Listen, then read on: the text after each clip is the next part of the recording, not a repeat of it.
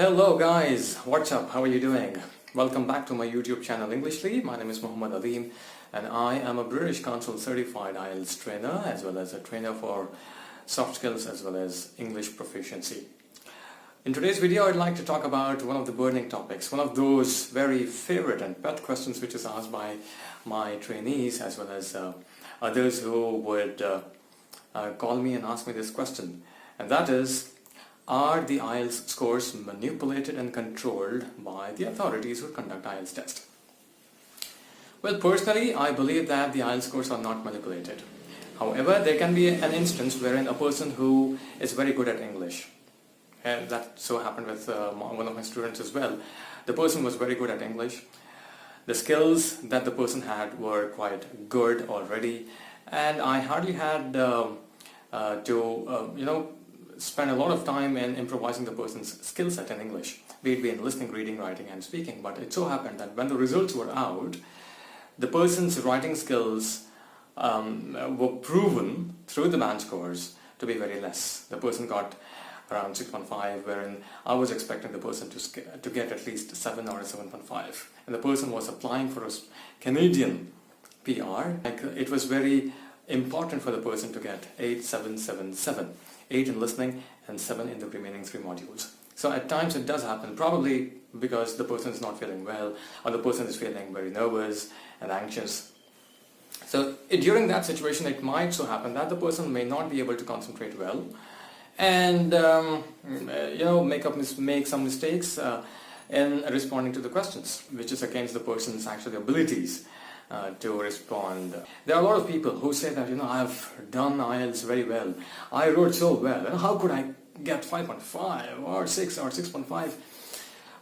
So a lot depends. First, guys, initially, whenever people give me a call in order to take an admission for the IELTS, I tell them that I don't have a magic wand. I tell them right away, it might sound a little pessimistic, but I don't want to con and deceive people. But at the end of the day, the skill sets that a person already has in the English language, that really helps. For example, if a person is already good at speaking and do not make a lot of mistakes in grammar, the person would be able to do a lot better when compared to that person who still takes up the training but is not actually very good in terms of his or her English speaking abilities. They would have to work harder, and they would have to ensure that they sweat a lot and try to do their best. And even when they try to do their best, it's very likely that they might have to end up in appearing for IELTS for a second or a third time for being able to get the required band scores. So ideally and personally, I believe that the IELTS scores are not manipulated, but at times, due to XYZ reasons, few of the reasons which I already mentioned, it so happens that the person who is already good at English do not get the required band scores, for which they would have to appear IELTS for a second or the third time. But that doesn't mean that IELTS scores are manipulated or controlled by the authorities which conduct IELTS. That is Cambridge, British Council and IDP. The purpose is not to defend or try to say something negative about a particular brand or one of the authorities which conduct, or any of the authorities which conduct IELTS. But let me try to be as realistic as possible, guys. There are thousands of people who appear IELTS in more than 140 countries. And it's very likely that the assessors who are there in their panel, be it the IDP or British Council, these assessors might have different background, they might come from a different background, and these people are all human beings, and it's very likely that there can be some error. I do not say that they are all angels, they do not commit mistakes or something like that, but at the end of the day, mistakes might happen.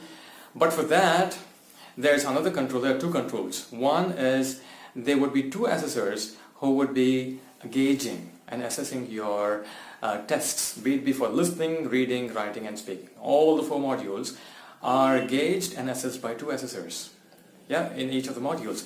Second control is that even if despite these controls being applied, if you believe and feel that your IELTS scores are not according to your performance or according to your skill set, you have an option of going for re-evaluation. But one of the cons of it is it's first of all very time taking. It almost takes 6 weeks. That's close to 3 months already for you to get the evaluation. or the band scores after re-evaluation. The second is that the fees is almost close to the fees for re-evaluation. I mean, it's almost close to the fees that you would pay to take the actual IELTS test. So most of the people would definitely want to and switch to taking the IELTS test again. So for those people who say that IELTS is a manipulation, it's something like they're saying that these organizations are basically a fraud, and they've been conducting a fraud for almost like 40 years now. That's one thing. And secondly, if a person does not have a particular rock solid proof to prove and put forth their point, it's I would say it's slightly illogical to say that it's a fraud. So practically, you know, if we think like that in that way, this is more realistic and practical way of thinking and coming to a conclusion that it's not a fraud and it's not manipulated. It's very likely that the person who takes the IELTS score, the IELTS test, might get a little anxious and nervous, and because of which the person might not be feeling very confident. He might or she might not be able to concentrate as he or she actually concentrates while appearing the test. And also there can be a case that a person might get a difficult test. You know, the tests, be it listening, reading especially, they are categorized as simple, mediocre and difficult ones. Yeah. So I believe unless and until we have a rock solid proof to prove that it is manipulated, we cannot actually say that and create a grapevine and say something out of nothing. So let me know, guys, in the comment section. Please shoot a comment. Let me know if you think that it is manipulated or not. If you have a reason, please mention the reason. And if you don't think, please shoot a comment on that as well, on that opinion of yours. I think it was quite important to let people know that whatever I believe. And at the end of the day, guys, what we got to do is to ensure that we are thorough with our concepts, with our basics in English, and keep on practicing and be mentally prepared to write IELTS for at least twice, right? This is what I would wish to convey. And then I think that is pretty much it. And now I would wish to also listen and hear from you or read from you in the comments below if there is any specific topic related to IELTS or English proficiency that you would want me to make a YouTube video for. If there is anything, you can just shoot the comment. Let me know what's that you want me to prepare a video for, and I'll do my best in order to come up with the content per your expectations. Right? As of now, thank you so much for watching the entire video. I'll see you in the next video. Till then, have a good one. Bye-bye.